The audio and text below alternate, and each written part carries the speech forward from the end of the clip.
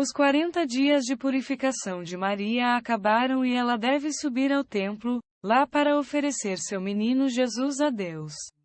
Antes de seguirmos o filho e sua mãe nesta misteriosa jornada deles, passemos nossos últimos momentos em Belém, meditando amorosamente sobre os mistérios que testemunharemos. A lei ordenava que uma mulher, que tivesse dado à luz um filho, não se aproximasse do tabernáculo pelo prazo de 40 dias. Depois disso, ela tinha que oferecer um sacrifício para sua purificação. Ele teve que oferecer um cordeiro como holocausto e uma tartaruga ou pomba como oferta pelo pecado. Mas se ela era pobre, e não podia fornecer um cordeiro, ela tinha que oferecer, em vez disso, uma segunda tartaruga ou pomba. De acordo com outra ordenança da lei, cada primogênito deveria ser considerado pertencente a Deus, e tinha que ser redimido por 6 partes, cada uma das quais pesava, de acordo com a bandeira do templo, 20 lóbulos. Asterisco Levítico 12, Êxodo 30-13. O obol tinha cerca de 3 centavos e meio de dinheiro inglês. Maria era filha de Israel, ela tinha dado à luz Jesus, ela era sua primogênita. Essa mãe e um filho poderiam ser incluídos nas leis que acabamos de mencionar? Estava se tornando que Maria estava assistindo eles? Se ela considerasse o espírito dessas leis e porque Deus exigiu a cerimônia de purificação, ficou claro que ela não era parente delas. Eles, para quem essas leis foram feitas, eram casados com homens. Maria era a casta noiva do Espírito Santo, uma virgem na concepção, e uma virgem ao dar à luz, seu filho. Sua pureza nunca tinha sido tão imaculada quanto a dos anjos, mas recebeu um aumento incalculável dela que carregou o Deus de toda santidade em seu ventre e trazê-lo para este mundo. Além disso, quando ele refletiu sobre o fato de que seu filho era o Criador e o Senhor soberano de todas as coisas, como ele poderia supor que ele foi submetido à humilhação de ser redimido como escravo, cuja vida e cuja pessoa não é sua? No entanto, o Espírito Santo revelou a Maria, que ela deve respeitar essas 2 leis. Ela, a Santa Mãe de Deus, deve ir ao templo como outras mães judias, como se tivesse perdido algo que precisava ser restaurado com um sacrifício legal. Ele, que é o Filho de Deus e o Filho do homem, deve ser tratado em tudo como se fosse um servo, e ser redimido em comum com o menino judeu mais pobre. Maria adora a vontade de Deus e a abraça de todo o coração. O Filho de Deus não deveria ser dado a conhecer ao mundo, mas por meio de revelações graduais. Por 30 anos, ele leva uma vida escondida na insignificante aldeia de Nazaré, e durante todo esse tempo, os homens o tomaram como filho de José. Lucas 3:23 da manhã, foi apenas em seu 30º ano, que João Batista o anunciou, e depois apenas em palavras misteriosas, aos judeus, que se reuniram no Jordão, lá para receber o batismo de penitência do profeta. Nosso próprio Senhor deu a próxima revelação, o testemunho de suas maravilhosas obras e milagres. Então vieram as humilhações de sua paixão e morte, seguidas de sua gloriosa ressurreição, que testemunhou a verdade de suas profecias, demonstrou os méritos infinitos de seu sacrifício e, em uma palavra, ele proclamou sua divindade. A terra possuía seu Deus e Salvador por 30 anos, e as pessoas, com algumas exceções, não sabiam disso. Os pastores de Belém sabiam disso. Mas não lhes foi dito, como depois dos pescadores de Genezaré, que fossem pregar a palavra nas partes mais remotas do mundo. Os magos também sabiam disso. Eles vieram a Jerusalém e falaram sobre isso, e a cidade estava em tumulto. Mas tudo foi logo esquecido, e os 3 reis magos voltaram para o Oriente em silêncio. Esses 2 eventos, que em um dia futuro seriam celebrados pela Igreja como eventos de grande interesse para a humanidade, foram perdidos no mundo, e os únicos que os apreciaram foram alguns verdadeiros israelitas, que tinham vivido esperando por um Messias, que tinham que ser pobres e humildes, e que tinham que salvar o mundo. A maioria dos judeus nem queria ouvir o nascimento do Messias, porque Jesus nasceu em Belém, e os profetas previram claramente que o Messias deveria ser chamado de Nazareno. Mateus 2:23 da manhã. O mesmo plano divino, que exigia que Maria se casasse com José para que sua virgindade frutífera não parecesse estranha aos olhos das pessoas, agora a convida a vir, como outras mães israelenses, mostrar os olhos do sofrimento pelo nascimento do filho, que tem, através do poder do Espírito Santo, que deveria ser repetido no templo como o filho de Maria, a fé de José. Assim, a sabedoria infinita gosta de mostrar que seus pensamentos não são nossos pensamentos, e isso perturba nossas ideias. Ela reivindica a submissão de nossa confiança até o momento em que decidiu remover o véu e mostrar dificuldade para nosso ponto de vista espantado. O divino quer algo querido para Maria, como em todas as circunstâncias de sua vida. A Santíssima Virgem que de forma alguma arriscou a honra de seu filho na busca por esse rito sacrificial externo ou permaneceu em relação à sua virgindade. Ela estava no Templo de Jerusalém, que estava na casa de Nazaré quando recebeu a visita do arcanjo. Ela era a serva do Senhor. Lucas 1:38 da manhã, ela obedeceu à lei porque queria estar sujeita à lei. Ele já havia obedecido ao decreto do imperador Augusto na época do censo, tinha que ser significativo até a morte da cruz. Mãe e filho, ambos humilhados juntos no abençoado, e o orgulho do homem receberam uma das maiores lições já ensinadas naquele dia. Que viagem de Maria e José de Belém a Jerusalém. O menino divino está nos braços de sua mãe, ela sempre teve isso em seu coração. O céu, a terra e toda a natureza são santificados pela presença benevolente de seus criadores misericordiosos. Os homens olham para essa mãe enquanto ela caminha pela rua com seu doce Jesus.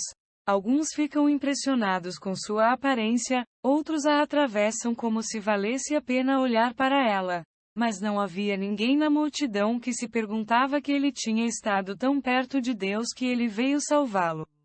José faz o humilde sacrifício que sua mãe deve fazer aos humildes. Eles são pobres demais para comprar um cordeiro. Além disso, Jesus é o Cordeiro de Deus que tira os pecados do mundo. A lei estipulava que uma tartaruga ou um pombo deveriam ser mortos em vez de um cordeiro se a mãe fosse pobre. Aves inocentes. Ele fortalece a pureza, fidelidade e simplicidade. José também forneceu as 5 páginas, o resgate para o filho primogênito, o único filho de Maria que queria nos tornar seus irmãos, e abraçando nossa natureza, ele queria nos tornar seus irmãos. No final, a Sagrada Família chega a Jerusalém. Examinemos os nomes dos 3 lugares onde nosso Salvador começou, apareceu e terminou sua vida na terra. É pronunciado em Nazaré, o que significa uma flor. E Jesus, como ele nos interpretou na canção, é a flor dos campos e lírios do vale, canções, cujo perfume nos refresca. Rei nasceu em Belém, a casa do pão, porque alimenta nossas almas.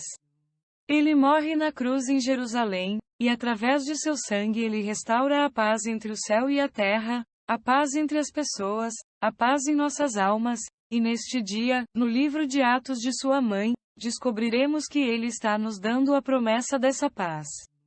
Quando Maria, a arca viva da aliança, foi ao templo e visitou Jesus em seus braços, exploramos o segredo, um dos projetos de amor mais famosos, mas um dos personagens principais logo aparecerá porque ela apareceu para essa criança. Vimos outras instruções cujo propósito é para a Virgem nascida em Belém, hoje outro endereço onde aprendemos. Entrar no templo. Este edifício não é o magnífico Templo de Salomão que foi capturado pelo fogo durante a família judia. Este é o segundo templo construído após a recuperação da Babilônia e não pode ser comparado ao primeiro belo templo. Não devemos esquecer isso até o final do século. Nosso Salvador logo anunciara no noticiário que nenhuma pedra foi deixada para trás em uma pedra que talvez não seja possível. Lucas 21:6. Agora, o profeta Haggai, para consolar os judeus que fugiram do exílio, que choraram por não poderem construir uma casa salomônica para o Senhor, disse estas palavras a eles para celebrar a vinda de Cristo. Zorobabel deve ser bom. Jesus, o filho de José, disse: passagem é uma prioridade. Couro de raiz, todas as pessoas da terra. Eu quero mover o céu e a terra, o mar e a terra. Eu moverei todos os países, os desejos de todas as nações virão. Eu farei esta casa gloriosa, a glória desta casa será maior que a primeira. Eu digo, Senhor dos exércitos, neste lugar eu darei paz. Idades 2:5, 7, 8, 10. O relógio está cheio desse relógio. Emanuel deixou Belém. Ele veio às custas do povo. Ele está prestes a construir seu templo, e assim que ele chegar, ele só lhe dará fama que é muito superior à sua forma de glória. Ele os visitou quando morreu, mas ele veio a ele hoje. Como as armas de Maria, ele aceitou plenamente sua promessa, e no sol da verdade e da justiça, todas as sombras e figuras estavam completamente pálidas. O sangue do touro e da cabra fluíra sozinho por vários anos. A criança que usou seus genes para pesquisar o sangue para salvar o mundo está agora perto desses genes específicos. Entre os sacerdotes presentes e entre os israelitas indo e voltando na Santa Casa, poucos líderes disseram que era hora de sua apresentação, mas nem todos esperavam que Cristo estivesse sob o mesmo teto. Esse grande evento, no entanto, não teria sido possível sem os eternos milagres divinos de receber seu filho. Quando Jesus nasceu em Belém, os heróis foram chamados pelos anjos e os mágicos pelas estrelas. Desta vez foi o Espírito Santo que viu a criança, agora no grande templo. Naquela época, um velho morava em Jerusalém e sua vida logo seria vivida. Ele era um homem de desejo. Mas 10:11 da manhã, e seu nome era Selmiel. Seu coração sempre desejou o Messias, e sua esperança acabou sendo devolvida. O Espírito Santo acredita nele que ele não deveria ter visto a morte sem antes ver o surgimento da luz sagrada. Quando Maria e José subiram os degraus do templo e levaram Jesus ao trono, Simeão sentiu o forte impulso do Espírito Santo de Deus. Ele saiu de casa e foi ao templo. Sua paixão ardente o fez esquecer a fragilidade de seu tempo. Ela apareceu na varanda da frente do templo, onde entre as muitas mães que vieram celebrar seus filhos, ela carregava a virgem que costumava ler em Isaías com os olhos cruzados e depois empurrou a criança entre os braços na multidão. Sob a orientação da mesma divindade, Maria descreveu o Santo Velho e colocou o objeto sagrado de seu amor, a salvação do mundo, sob um choque trêmulo. Bom Simeão, as figuras da antiguidade que envelheceram no decorrer da evolução estão chegando ao fim. Assim que ela recebeu os doces frutos da vida, sua juventude foi morta como a juventude de uma águia, e ela experimentou uma transformação que deveria ter sido transformada em toda a humanidade. Ele não pode ficar em silêncio. Ele deve cantar canções de Natal, ele deve fazê-lo como pastores e mágicos, e ele deve testemunhar. Bem, Senhor, você deve enviar seu servo embora em paz, porque meus olhos viram a salvação que você preparou, uma luz que ilumina os gentios e dá glória ao seu povo Israel. Lucas 2:29 da manhã -35, filho, em breve, a filha de Fanuel, a divina Ana, é conhecida por sua devoção e será reverenciada por sua idade. Simeão e Ana, representantes do Antigo Testamento, pela necessidade de celebrar a feliz chegada de uma criança que quer renovar a face da terra. Eles chamaram a misericórdia de Jeremias, que, como o profeta Argos, Ageu, chamou o mundo de profecia de paz neste segundo templo. É a tão esperada paz em Simeão, e agora ele vai dormir lá. Bem, Senhor, como ele disse em sua canção, você enviará seu servo embora em paz de acordo com suas palavras. Sua alma, libertada da escravidão da carne, agora mergulhara nos braços de Abraão e anunciara aos eleitores que estão descansando lá em paz que a paz apareceu na terra e que o céu logo estará aberto. Ana ainda tem alguns anos pela frente na terra. Como o evangelista nos disse, ela deve anunciar sua promessa aos judeus espirituais que buscam a salvação para Israel. Quando nosso Jesus veio para colher depois de 30 anos de vida secreta em Nazaré, ele dirá aos seus segredos: levantai os olhos e olha para a terra, pois eles já são brancos e podem ser recolhidos. João 4:35 da manhã, o dono da colheita, que envia trabalhadores para a colheita?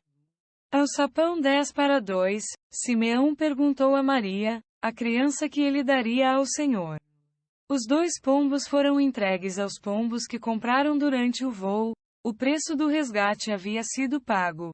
E depois do tributo ao Criador neste lugar sagrado, Maria, Jesus foi empurrado entre os braços, e sua homenagem a José estava em seu lado esquerdo e no templo. Este é o segredo deste dia de perdão, o Santo Natal que marca o fim deste maravilhoso feriado. Vários escritores eruditos, entre os quais podemos falar Rensênios e o 14º Papa Bento XVI, acreditavam que este feriado foi fundado pelos apóstolos. O certo é que foi um feriado com uma longa história no século V. A Igreja grega e a Igreja de Milão celebraram esta festa como uma das festas do Nosso Senhor, mas a Igreja de Roma sempre a celebrou como a festa de Nossa Senhora. É verdade que hoje é nosso Salvador que é consagrado no templo, mas este prêmio é o resultado da destruição de Nossa Senhora.